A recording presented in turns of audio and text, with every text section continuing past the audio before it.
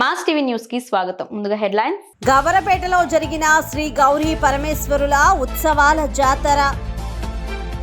ప్రభుత్వం కొత్తగా ప్రవేశపెట్టిన భూ హక్కుల చట్టం 27ను రద్దు చేయాలంటూ మూడో రోజు న్యాయవాదుల ఆందోళన. జిల్లా పర్యటనలో రాష్ట్ర ముఖ్యమంత్రి వైఎస్ జగన్మోహన్ రెడ్డికి ఘన స్వాగతం. అంగన్వాడీ కార్మికుల యొక్క న్యాయమైన సమస్యలు పరిష్కారం చేయాలని సమ్మె. ఇక డీటెయిల్స్ చూస్తే పాలకొల్లు మండలం గవరపేటలో జరిగిన శ్రీ గౌరీ పరమేశ్వరుల ఉత్సవాల జాతరలో ఆయన పాల్గొని మాట్లాడారు. జాతరలో వైసీపీ నాయకులు, టీడీపీ సానుభూతి పరులు వేర్వేరుగా సాంస్కృతిక కార్యక్రమాలను ఏర్పాటు చేసుకున్నారు. అక్కడికి చేరుకున్న పోలీసులు టీడీపీ సానుభూతి పరులు ఏర్పాటు చేసిన కార్యక్రమాన్ని అడ్డుకోవడంతో నిర్వాహకులు ఎమ్మెల్యే రామానాయుడు దృష్టికి తీసుకెళ్లారు. ఆయన స్పందిస్తూ ఫోన్లో పాలకొల్లు రూరల్ సీఐతో మాట్లాడారు. ఒక మహిళా యాంకర్ 25 మంది యువకులతో ఎటువంటి అశ్లీలత లేని ప్రదర్శనను పోలీసులు అడ్డుకోవడం ఏంటని ప్రశ్నించారు. ఇక్కడే వైకాపా నాయకుల ఆధ్వర్యంలో జరుగుతున్న మరో కార్యక్రమానికి ఎందుకు అడ్డుకోలేదన్నారు. గత 20 సంవత్సరాలుగా రాజకీయాల్లో ఉన్న ఇంత దారుణంగా పోలీస్ డిపార్ట్మెంట్ ఎన్నడూ లేదన్నారు. మీరు కొత్తగా వచ్చారు, స్వామి భక్తి చూపించుకోవాలంటే వేరే రకంగా చూపించుకోండి, దేవుని వద్ద కాదని ఆవేశంగా మాట్లాడారు. జాతరలో రాజకీయ పార్టీలు చూడటం చాలా అన్యాయమని, అరెస్టు చేస్తే చేసుకోండి అంటూ ఎమ్మెల్యే రామానాయుడు తీవ్ర ఆగ్రహం వ్యక్తం చేశారు. దీంతో పోలీసులు అనుమతి ఇవ్వడంతో కార్యక్రమం మొదలైంది. ఈ సందర్భంగా ఎమ్మెల్యే రామానాయుడు మాట్లాడుతూ, ప్రతి ఏటా గవరపేటలో జరిగే జాతరకు వెళ్తున్నానని, ఈ రకంగా టీడీపీ సానుభూతి పరులు ఏర్పాటు చేసిన కార్యక్రమాన్ని అధికార పార్టీ నాయకులు పోలీసుల సాయంతో అడ్డుకోవడం చూస్తుంటే వీరి నియంతృత్వం పరాకాష్ఠకు చేరిందనిపిస్తుందని అన్నారు. అధికార పార్టీ నాయకులు బర్త్డే పార్టీలు జరుపుకొని అశ్లీల ప్రదర్శనలు ఆడించినా వీటిపై కన్నెత్తి చూడని కొంతమంది పోలీసులు టీడీపీ సానుభూతి పరులను అడ్డుకోవడం స్వామి భక్తి చాటుకోవడానికి పడే తాపత్రయం అవుతుందని అన్నారు. ఈ యొక్క గౌరపేటకు సంబంధించినటువంటి అత్యంత పవిత్రమైనటువంటి ఆ గౌరీ పరమేశ్వరి యొక్క చల్లని దీవెనలు ఈ గౌరపేట గ్రామ ప్రజలకు, మన నియోజకవర్గ ప్రజలందరికీ కూడా ఆమె చల్లని దీవెనలు, ఆశీస్సులు నిండుగా మనందరికీ కూడా ఉండాలని, మనందరం కూడా పాడి పంటలతో ఆయురారోగ్య ఐశ్వర్య ఆనందోత్సవాలతో ఆ గౌరీ పరమేశ్వరుని యొక్క కటాక్షంతో మనందరం కూడా సుభిక్షంగా మీరందరూ ఉండాలని మనస్ఫూర్తిగా దేవుణ్ణి కూడా ప్రార్థిస్తూ వారు కూడా సహకరించి ఈ యొక్క కార్యక్రమాన్ని ఎక్కడ కూడా డిస్టర్బెన్స్, ఎందుకంటే ఒక డిస్టర్బెన్స్ అంటూ వస్తే డిపార్ట్మెంట్ నుంచే వస్తుంది తప్ప ప్రజల నుంచి రాదు. అంటే దయచేసి పోలీస్ డిపార్ట్మెంట్ వారు కూడా సహకరించాలి. సోమశీల జలాశయం పైతట్టు ప్రాంతంలో కొందరు సారా తయారీ కేంద్రంగా మలుచుకుని అక్కడే నివాసం ఉంటున్న జాగర్లకు, జాలర్లకు సారాయిని అమ్ముతున్నారు. ప్రధానంగా నెల్లూరు జిల్లా సోమశీల జలాశయం నుండే వీరి రాకపోకలు, సారాయికి ఉపయోగించే అన్ని వస్తువులను ఇక్కడి నుండి తీసుకెళ్లే అవకాశాలున్నాయి. అలాగే జలాశయంలో నిషేధ అలవి వలన వేట కొనసాగుతున్న నేపథ్యంలో ఈ సారాయి కేంద్రాలు ఉండటం వాస్తవమైనప్పటికీ పలుమార్లు జిల్లా ఫిషరీస్ అధికారులకు విన్నవించినా పట్టనట్టు వ్యవహరిస్తున్నారే తప్ప సరైన చర్యలు తీసుకోలేదనడానికి నిదర్శనంగా ఇక్కడ సారాయి తయారీ కేంద్రాలు వెలిశాయి. ఇకనైనా సంబంధిత అధికారులు చర్యలు తీసుకుని జరుగుతున్న కార్యక్రమాలపై చర్యలు తీసుకోవాలని పలువురు కోరుతున్నారు. ప్రజాస్వామ్యం సమాజంలో కక్షపూరిత లక్షణాలు కలిగిన జగన్ లాంటి వ్యక్తి ముఖ్యమంత్రిగా పనికిరాడని మాజీ శాసన మండలి చైర్మన్ ఎంఎస్ షరీఫ్ సంచలన కామెంట్ చేశారు. పశ్చిమ గోదావరి జిల్లా నర్సాపురంలో అంగన్వాడీలు చేస్తున్న ఆందోళనకు టీడీపీ తరఫున షరీఫ్ సంఘీభావం తెలిపారు. అనంతరం ఆయన మాట్లాడుతూ, వైసీపీ పాలనలో ఏ ఒక్కరూ సుఖ సంతోషంతో లేరని, అన్ని వర్గాలు రానున్న ఎన్నికలలో జగన్ పాలనను తరిమికొట్టేందుకు ఎదురు చూస్తున్నారన్నారు. అంగన్వాడీల న్యాయ పోరాటానికి టీడీపీ, జనసేన పార్టీలు అండగా ఉంటాయని హామీ ఇచ్చారు. ఇంతకుముందు అంగన్వాడీలు తమ సమస్యలను పరిష్కరించాలంటూ అంబేద్కర్ సెంటర్లో మోకాళ్లపై కూర్చొని నిరసన తెలిపారు.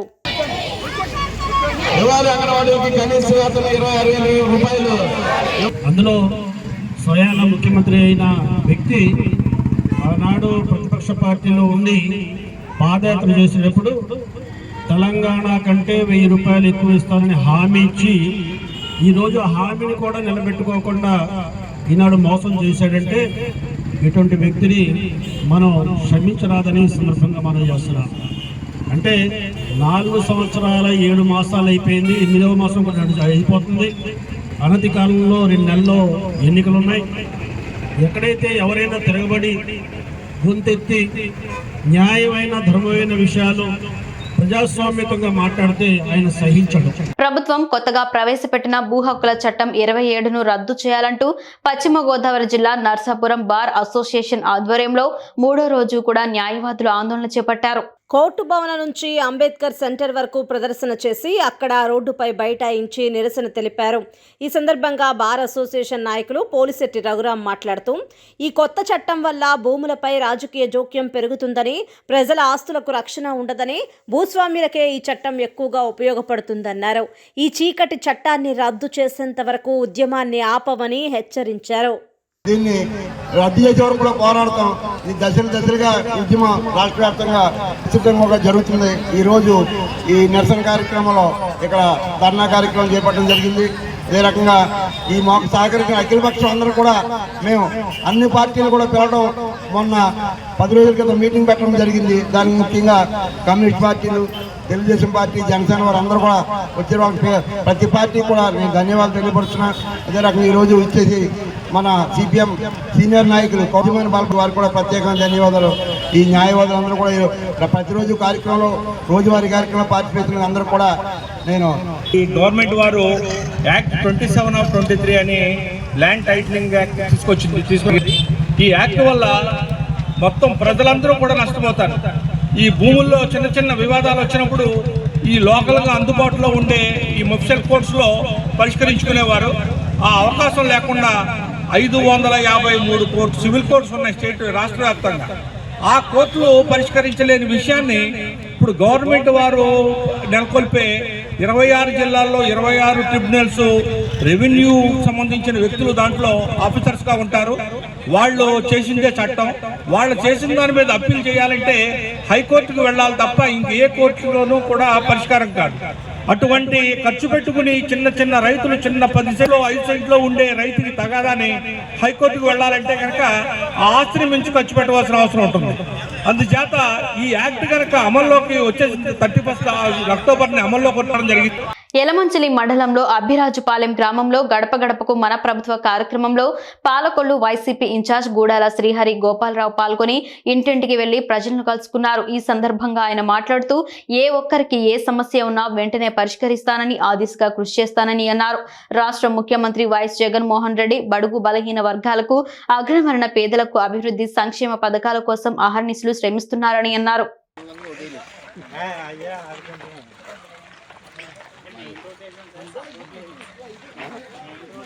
రోడ్ వెనకాల సార్, ఇంటి వెనకాల.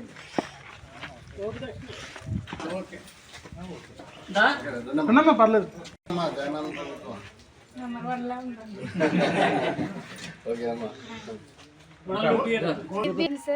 ఇల్లు కట్టుకున్నారండి, ఇంట్లోనే వచ్చింది సార్. నెక్స్ట్ అయితే ఆరోగ్యశ్రీ కార్డు అయ్యి అప్లై చేశాను సార్. మనకు దాంట్లో అమ్మఒడి ఇంకా పిల్లలు స్కూల్లో జాయిన్ అవ్వాలి. పంపిస్తే 15,000 వేస్తారమ్మా జగన్మోహన్ రెడ్డి. ఈ ప్రభుత్వం బాగా చేస్తుందమ్మా.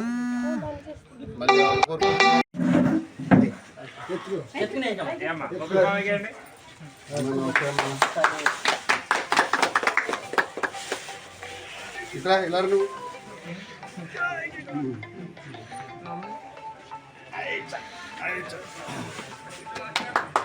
అలా అలా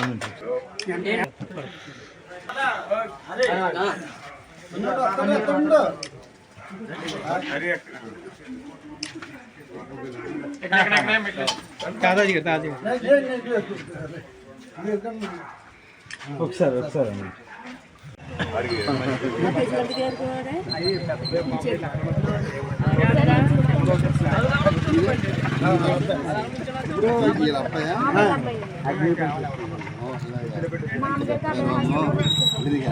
ప్రభుత్వం ఇప్పుడే చూసాం మనం ఎవరు గెలిపించుకోవాలి? జగన్మోహన్ రెడ్డి. అంటే అసలు ఎవరు ఎన్ని చెప్పినా మనం వినాం కదా. గుర్తంటే ఏంటి? Thank you. ఈ పథకాలు ఇలా కంటిన్యూ అవ్వాలంటే ఎవరు రావాలమ్మా?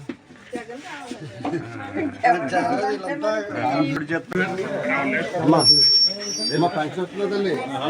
అమ్మా కాదులే, నువ్వు వెళ్ళు.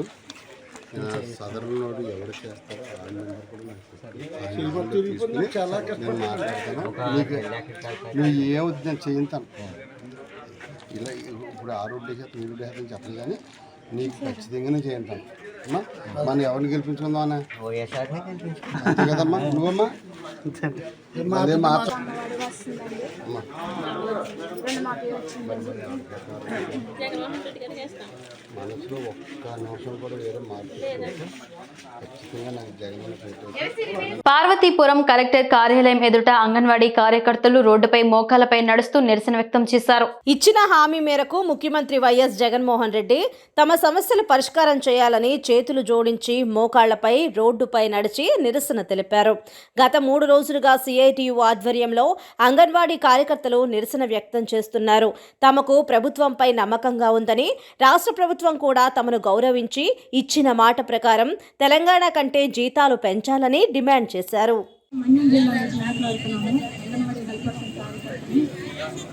గత ప్రభుత్వంలో సీఎం గారు ఇచ్చినటువంటి వాగ్దానాలు బట్టి మేము ఈరోజు ఆయనకి మేము నిలదీసి అడుగుతున్నాము. ఎందుకంటే తెలంగాణ కన్నా 1000 రూపాయలు అదనంగా మీకు జీతం ఇస్తానని తెలుసుకొని ఆయన ఒప్పుకున్నారు. జగన్ గారు వచ్చారంటే మేము చాలా సంతోషించాము. ఎందుకంటే మేము పడిన కష్టానికి మాకు తగ్గ ఫలితం ఇస్తారని అనేసి. కానీ ఈరోజు మమ్మల్ని అందరినీ కూడా రోడ్డు ఎక్కే పరిస్థితి వచ్చింది. తెలంగాణకి ఇచ్చినంత కూడా కాకుండా, పెంచడం కాకుండా కూడా లేదు. ఈరోజు 11,500 రూపాయలతో మేము బ్రతకాలని చెప్పండి. ఒకసారి ఆలోచించండి. మేమందరం కూడా ఒకటే చెప్తున్నాము, న్యాయమైన కోరికలే కోరుతున్నాము. న్యాయమైన కోరికలు తీర్చడానికి మేము ఈరోజు అందరం కూడా రోడ్డు ఎక్కాల్సిన పరిస్థితి వచ్చింది.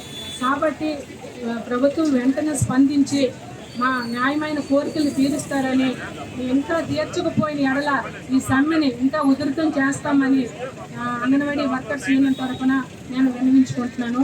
రెండోది ఇంకోటి ఏంటంటే, మేము ఈరోజు సమ్మెలో నిన్నటి నుంచి కొనసాగిస్తున్నప్పుడు కలెక్టర్ గారు ఆదేశాల మేరకు సెంటర్లు బద్దలు కొట్టి మహిళా పోలీసులకి, వాలంటీర్లకి, ఎస్హెచ్ మెంబర్స్కి వెళ్ళి తలుపులు బద్దలు కొట్టి ఫీడింగ్ ఇమ్మంటారు. ఇది ఎంతవరకు సమంజసమో ఒక్కసారి ఆలోచించాలి. ఒకవేళ సెంటర్లో ఫీడింగ్ లేకపోతే మీ ఇళ్లలో తీసుకెళ్ళి పెట్టండి అని అన్నారు. అదే పెట్టడం జరిగితే ఒకనొక టైంలో అంగన్వాడీ టీచర్కి అది సాధ్యం తప్ప ఇంకెవరికి కూడా అది సాధ్యం కాదని ప్రభుత్వానికి విన్నవించుకుంటున్నాను.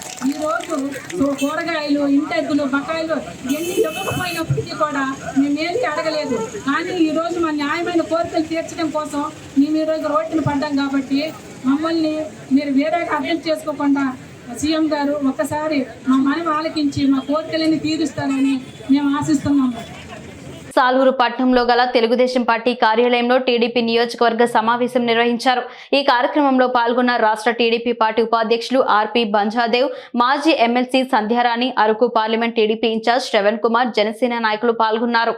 లోకేష్ పాదయాత్ర ముగింపు దశకు రావడం చేత ఈ నెల 20వ తేదీన భోగాపురం నియోజకవర్గం పోలుపల్లిలో భారీ బహిరంగ సభ ఏర్పాటు చేస్తున్నారు. సుమారు 4 లక్షల మంది కార్యకర్తలు సభకు వచ్చేటట్టు అన్ని విధాల ఏర్పాట్లు చేస్తున్నారు. ఈ సభకు నారా చంద్రబాబు నాయుడు, లోకేష్, జనసేన పార్టీ నాయకులు పవన్ కళ్యాణ్, నందమూరి బాలకృష్ణ, పార్టీ పెద్దలు, నాయకులు, కార్యకర్తలు ఈ సభలో పాల్గొంటారు. మన తెలుగుదేశం పార్టీ జాతీయ ప్రధాన కార్యదర్శి వర్యులు శ్రీ లోకేష్ బాబు గారు 1 సంవత్సరాల క్రితం మన రాష్ట్రంలో నిరుద్యోగ యువత అంతా కూడా ఏ విధంగా ఈ రాష్ట్రంలో ఉద్యోగాలు లేకపోతే అనేక కష్టాలు పడుతూ భవిష్యత్తుకి ఎటువంటి భరోసా లేకుండా ఉన్నటువంటి పరిస్థితుల్లో యువగలం అన్న పేరుతో లోకేష్ బాబు గారు పాదయాత్రని మొదలుపెట్టారు. అయితే మొదలుపెట్టినటువంటి కొన్ని రోజుల్లోనే అన్ని వర్గాల ప్రజల నుంచి విశేష స్పందన రావటం, అది మహిళల నుంచి అయితేనేమి, పెద్దల నుంచి అయితేనేమి, యువకుల నుంచి అయితేనేమి, లేకపోతే అన్ని విధాలుగా కూడా అన్ని వర్గాల ప్రజల నుంచి స్పందన వచ్చి ఈరోజు ఉన్నటువంటి ప్రభుత్వం, జగన్మోహన్ రెడ్డి ప్రభుత్వం వైఫల్యాలని, అదేవిధంగా ప్రజలు పడుతున్నటువంటి కష్టాలని అందరూ కూడా రేపొద్దున్న చంద్రబాబు నాయుడు గారు రాముడు లాంటి వ్యక్తి మనకి మళ్ళీ ముఖ్యమంత్రి అయితే తప్పితే కానీ మన రాష్ట్రం బాగుపడేటువంటి పరిస్థితి లేదు, రాష్ట్రానికి అధోగతి పట్టేటువంటి పరిస్థితి వస్తుందని చెప్పి ఒక భయాందోళనతో ఈరోజు ప్రజలందరూ కూడా ముందుకు వచ్చి యువగలం పాదయాత్రని ఈరోజు విజయవంతంగా ముందుకు నడిపించేటువంటి పరిస్థితి. అయితే ఇదంతా చూడలేక, మనందరికీ తెలిసి ఇదంతా చూడలేక బాబు గారిని జైల్లో పెట్టి బాధ పెట్టి హింసించేటువంటి కార్యక్రమం ఎక్కడ లేని విధంగా ఒక అవినీతి మరకను అంటించేటువంటి కార్యక్రమం చేశారు. అయినప్పటికీ కూడా ఎక్కడ తొనక్కుంటా బెనక్కుంటా ఈరోజు ఆ పాదయాత్ర కొనసాగిస్తూ ఈరోజు కొన్ని రోజులు లేట్ అయినప్పటికీ కూడా కొనసాగిస్తూ ముందుకు వచ్చాం. రేపొద్దున్న 20వ తారీఖున ఈ విజయోత్సవ సభ ఏదైతే ఉందో, ఈ భారీ బహిరంగ యువగలం ముగింపు సభ ఏదైతే ఉందో అది ఇక్కడ భోగాపురంలో ఏర్పాటు చేయడం జరుగుతుంది. ఈ 3 జిల్లాల నుంచి కూడా ముఖ్యంగా ఈరోజు సాలూరు అయితేనేమి, లేకపోతే మేము చూస్తున్నటువంటి పాలకొండ, కురుపం, అదేవిధంగా పార్వతీపురం, ఈ నియోజకవర్గాలన్నింటిలో కూడా ఎక్కువ మోతాదులో ప్రజలందరినీ కూడా అక్కడికి వచ్చే విధంగా ఈరోజు పిలుపు ఇవ్వడం జరిగింది. సైకో జగన్ పరిపాలనలో 4 సంవత్సరాల 9 నెలలు పూర్తి అయిపోయింది. ఎక్కడైనా ఒక మీటింగ్ పెట్టిన దాఖలాలు కానీ, ఒక నియోజకవర్గం తిరిగిన దాఖలాలు కానీ, ఒక జిల్లా తిరిగిన దాఖలాలు కానీ ఎక్కడా కనిపించలేదు. పైపెచ్చు 6 నెలలకు ఒకసారి మీటింగ్ పెట్టి, క్యాబినెట్ మీటింగ్ ఏదన్నా పెట్టి, వచ్చే నెల రోడ్లు వేస్తున్నాం, వచ్చే నెల ఇల్లు శంకుస్థాపన చేస్తాం, వచ్చే నెల ఎయిర్పోర్ట్లో కట్టేస్తాం, వచ్చే నెల అవి చేస్తాం, అన్నీ ఎప్పుడూ వచ్చే నెలే. ఆ నెలకి ఏ నెలో తెలియదు మనకి. ఇలా చేసుకొని తిరుగుతూ ఎక్కడైనా బటన్ నొక్కాల్సిన పరిస్థితి అప్పుడు పరదాలు కట్టుకొని పోలీసుల పహారాలో వెళ్ళి తిరిగి వెళ్ళి తాడేపల్లి కొంపలో దాక్కున్న ఇతను ఈ మధ్య ఎమ్మెల్యేలకి గీతోపదేశాలు చేస్తున్నాడు. మీరు ప్రజల్లో తిరగడం లేదు, అందువల్ల మీకు వ్యతిరేకత వస్తుంది, అందుకు మిమ్మల్ని అందరినీ మార్చేస్తున్నాను, అందుకే ఇందుండి మా ఎమ్మెల్యేల వల్ల నాకు ఇబ్బంది అవుతుంది అని పేపర్ స్టేట్మెంట్లు ఇవ్వడం. ఏమిటో ఇదంతా అర్థం కావడం లేదు. ఒకటి, ప్రతి ఎంపీటీసీలు, సర్పంచులు బహిరంగంగా రాజీనామా చేసి ముఖం మీద జల్లేస్తున్నారు. ఎంపీపీలు, జెడ్పీటీసీలు బహిరంగంగా రాజీనామా చేసి ముఖం మీద పడేస్తున్నారు. బహిరంగంగా మంత్రులు, ఎమ్మెల్యేలు బహిరంగంగా చెప్తున్నారు మాకు నిధులు లేవు, ఎందుకు నాడు నేడు అని పెట్టారు, దానికి నిధులు ఇవ్వరు, ఇచ్చే నిధులు ఏమవుతున్నాయో తెలీదు. సభలో సమావేశాలు ఏర్పాటు చేస్తున్నారు. ఒక సభ ఏర్పాటు చేస్తే ఆ సభకి ఖర్చుకి 50,000 అంటున్నారు. ఆ 50,000 వాళ్ళకి ఇస్తున్నారా తెలీదు, ఎవరో తెలీదు. సాలూరులో మూసి ఉన్న అంగన్వాడీ సెంటర్లను జిల్లా కలెక్టర్ మరియు మున్సిపల్ కమిషనర్ ఆదేశాల మేరకు వాలంటీర్లు, మహిళా పోలీస్ సచివాలయ సిబ్బంది మరియు మున్సిపల్ స్టాఫ్ సమక్షంలో అంగన్వాడీ సెంటర్ కి వేసి ఉన్న తాళాలను బద్దలుగొట్టారు.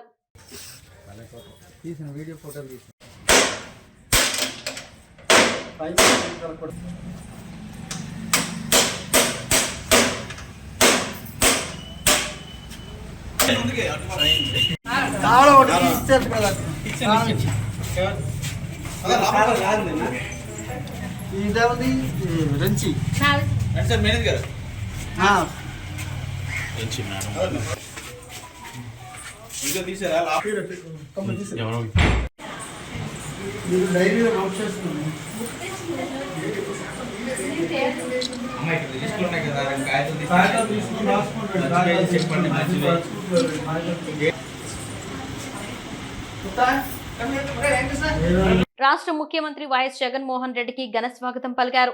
జిల్లా పర్యటనకు విచ్చేసిన ఆయనకు మకరాంపురం గ్రామంలో ఏర్పాటు చేసిన హెలిప్యాడ్ వద్ద ఆయనకు రాష్ట్ర మంత్రులు, అధికారులు ఘన స్వాగతం పలికారు. మంత్రి సురేష్ ను కొండపై నియోజకవర్గానికి ఇన్ఛార్జిగా ప్రకటించడాన్ని వ్యతిరేకిస్తూ మార్కాపురం జార్జ్ కాలేజ్ లో మంత్రి సురేష్ తో నియోజకవర్గ వైసీపీ సర్పంచ్లు, ఎంపీపీలు, జెడ్పీటీసీల అంతర్గత సమావేశం ఏర్పాటు చేసుకున్నారు. మంత్రి సురేష్ను ఎర్రగొండపాలెం ఎమ్మెల్యే అభ్యర్థిగా కొనసాగించాలని 5 మండలాల ప్రజాప్రతినిధులు అధిష్టానానికి అల్టిమేటం జారీ చేశారు. ఎర్రగొండపాలెం ఎమ్మెల్యేగా కొనసాగించని పక్షంలో ప్రజాప్రతినిధులు అందరూ మూకుమ్మడిగా రాజీనామా చేస్తామని రాష్ట్ర ప్రభుత్వానికి హెచ్చరిక జారీ చేశారు. వర్గంలోని పెద్దారవీడు మండలం వైఎస్ఆర్సీపీ మండల కన్వీనర్గా నేను కొనసాగుతున్నాను. రాష్ట్ర ముఖ్యమంత్రి వర్యులు మరియు సజ్జల రామకృష్ణారెడ్డి గారు, విజయసాయిరెడ్డి గారు మీరు తీసుకున్న నిర్ణయము ఎర్రగొండపాలెంలో పనిచేస్తున్న ఎమ్మెల్యే ఆదిమూలపు సురేష్ గారిని కొండేపీలో కొనసాగించడం ఇది సరైన కాదని ఎర్రగొండపాలెంలోని వైఎస్ఆర్సీపీ నాయకులు, కార్యకర్తలు, ఎంపీపీలు, జెడ్పీటీసీలు మరియు మండల కన్వీనర్లు, సర్పంచులు, ఎంపీటీసీలు అందరూ ముక్కుమ్మడిగా ఈ విషయాన్ని వ్యతిరేకిస్తూ వీళ్ళు తీసుకున్న నిర్ణయాన్ని ఖచ్చితంగా మీరు ఎర్రగొండపాలెంలో పనిచేస్తున్న ఆదిమూలపు సురేష్ గారిని ఖచ్చితంగా ఇక్కడనే కొనసాగే విధంగా పోటీ చేసే విధంగా మళ్ళీ ఎమ్మెల్యేగా ఖచ్చితంగా మేము గెలిపిస్తాము. ఈ నిర్ణయాన్ని పూర్తిగా మీరు మార్చుకోకపోతే ఖచ్చితంగా మా పదవులకు రాజీనామాలు చేస్తున్నాము. వీటిని కూడా ఖచ్చితంగా ఆమోదించండి. దయచేసి మా నిర్ణయాన్ని మేము మార్చుకోలేము. ఖచ్చితంగా ఆదిమూలపు సురేష్ గారిని ఎర్రగొండపాలెంలో కొనసాగే విధంగా నిర్ణయం తీసుకోవాల్సిందిగా పెద్దలందరికీ నా నమస్కారం. రాష్ట్ర ప్రజలలో జనాదరణ కలిగిన ఏకైక నాయకుడు ముఖ్యమంత్రి జగన్ అని ఎమ్మెల్సీ పోతుల సునీత అన్నారు. ఒంగోలులో మీడియాతో మాట్లాడుతూ సర్వేలన్నీ జగన్ వైపే ఉన్నాయన్నారు. రాష్ట్ర అభివృద్ధి కోసమే అభ్యర్థుల మార్పుని స్పష్టం చేశారు.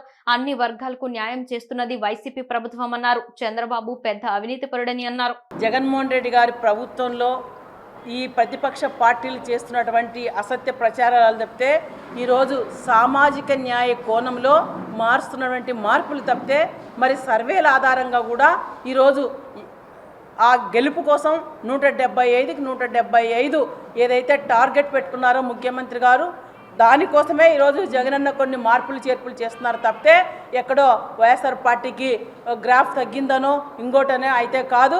ఖచ్చితంగా ఈ రాష్ట్రంలో 175కి 175 గెలవాల్సిన దమ్ము ధైర్యమైన నాయకుడు జగన్మోహన్ రెడ్డి గారు అనేది రాష్ట్ర ప్రజలకు కూడా ఖచ్చితంగా ఆ అవకాశం ఇవ్వబోతున్నారు. రాజకీయాలంటే కొన్ని వస్తుంటాయి మామూలుగా, కొన్ని అవి మనకు తెలిసినవే, వాటికి మనం పెద్ద స్పందించాల్సిన అవసరం లేదు. బలమైన పార్టీ ఈరోజు ఈ రాష్ట్రంలో ప్రజల పక్షాన ఉన్నటువంటి పార్టీ ఏదంటే అది వైఎస్ఆర్సీపీ పార్టీనే. ప్రజా సంక్షేమ పాలన ఇది మనందరి ప్రభుత్వం నమ్మకం కల్పించినటువంటి ప్రభుత్వం జగన్మోహన్ రెడ్డి గారిది.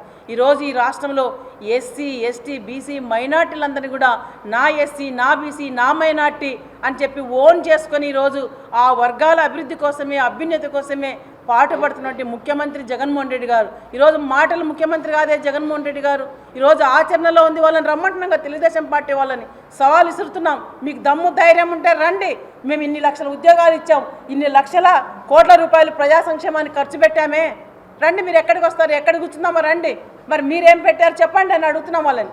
అవి చెప్పరు. వాళ్ళకి వాళ్ళ సంక్షేమం కావాలి. 2 ఎకరాల చంద్రబాబు నాయుడు ఈరోజు 6 లక్షల కోట్లకి ఎలా అధిపతి అయ్యాడు? ఎంతమందిని మోసం చేస్తే, ఎన్నిసార్లు రాష్ట్రాన్ని ముంచితే, ఈ రాష్ట్రాన్ని ఏ విధంగా దోచితే కదా ఇన్ని లక్షల కోట్లు సంపాదించిన చంద్రబాబు నాయుడు ఈరోజు ఎన్నో స్కాముల్లో తప్పించుకొని ఈరోజు స్కిల్ స్కామ్లో కూడా మొన్న జైలుకి వెళ్ళాడే చంద్రబాబు నాయుడు. రాష్ట్ర ప్రజలందరూ కూడా ఎవరు ఏంటి అనేది తెలుసు. ఖచ్చితంగా వైఎస్ఆర్ కుటుంబం అంటేనే ప్రజల్ని అభిమానించి ప్రజలకు పనిచేసే కుటుంబంగా ఆ కుటుంబానికి మంచి పేరుంది, ఆ గౌరవం ఉంది. కాబట్టి ఖచ్చితంగా 2024లో ఎవరు ఎంతమంది ఎన్ని అసత్య ప్రచారాలు చేసినా, ఎంతమంది ఎంత గుంపుగా వచ్చినా సింగిల్గానే జగనన్న సింహంలానే గర్జిస్తాడు.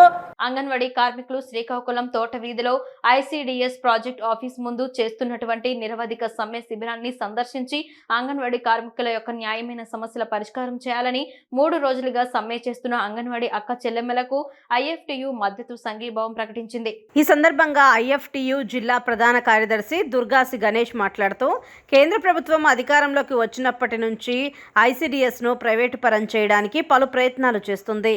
స్వచ్ఛంద సంస్థలు, అక్షయ పాత్ర, వేదాంత, జిందాల్ లాంటి కార్పొరేట్ కంపెనీలకు కట్టబెట్టాలని అనేక రాష్ట్రాల్లో చేసిన ప్రయత్నాలు విఫలమయ్యాయని, అందుకే కేంద్ర ప్రభుత్వం 2019-20 బడ్జెట్లో ఐసిడిఎస్కు కేటాయింపులు 25 కోట్ల 15 కోట్లకు తగ్గించిందని అన్నారు.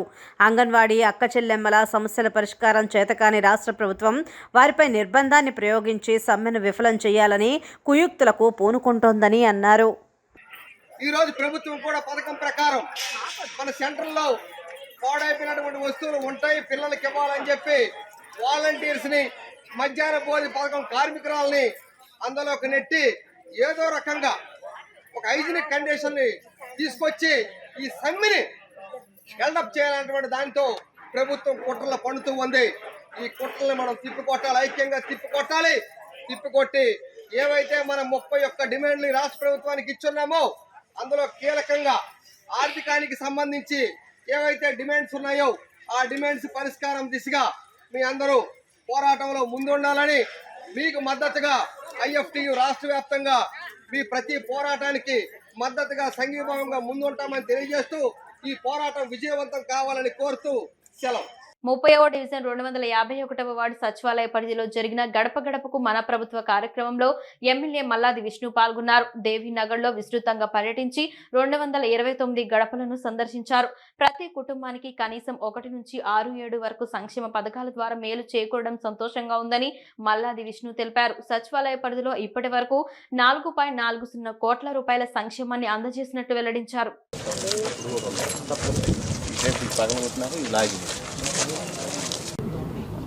ఎందుకు చెప్తున్నామంటే మాకన్నా ముందున్నటువంటి ప్రభుత్వం ఏమాత్రం కూడా ఈ ప్రాంతం పట్ల ప్రజల సమస్యల పట్ల ఏమాత్రం కూడా పట్టించుకున్నటువంటి దాఖలాలు చూసాం. ఈ మా ప్రభుత్వం వచ్చిన దగ్గర నుంచి నిరంతరం ఈ ప్రాంత అభివృద్ధి కోసం కృషి చేస్తూనే ఉన్నాం. అందులో భాగంగానే గద్దె వెంకటరామయ్య నగరు, వినాయక నగరు, దావబుచ్చి కాలనీ, అలాగే దేవీనగరు, రామకృష్ణాపురం మెయిన్ రోడ్లు, ఈ రోడ్లన్నీ కూడా మధ్యగట్లో సీసీ రోడ్లు మొత్తం అంతా కూడా పూర్తి చేసాం. ఈ దావబుచ్చి కాలనీ మెయిన్ రోడ్డు 1 కోటి రూపాయలతో టెండర్ పెట్టడం జరిగింది.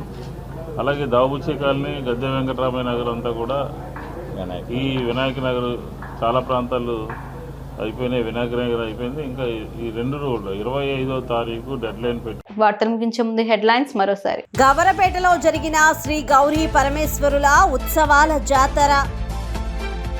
ప్రభుత్వం కొత్తగా ప్రవేశపెట్టిన భూ హక్కుల చట్టం 27ను రద్దు చేయాలంటూ 3వ రోజు న్యాయవాదుల ఆందోళన. జిల్లా పర్యటనలో రాష్ట్ర ముఖ్యమంత్రి వైఎస్ జగన్మోహన్ రెడ్డికి ఘన స్వాగతం.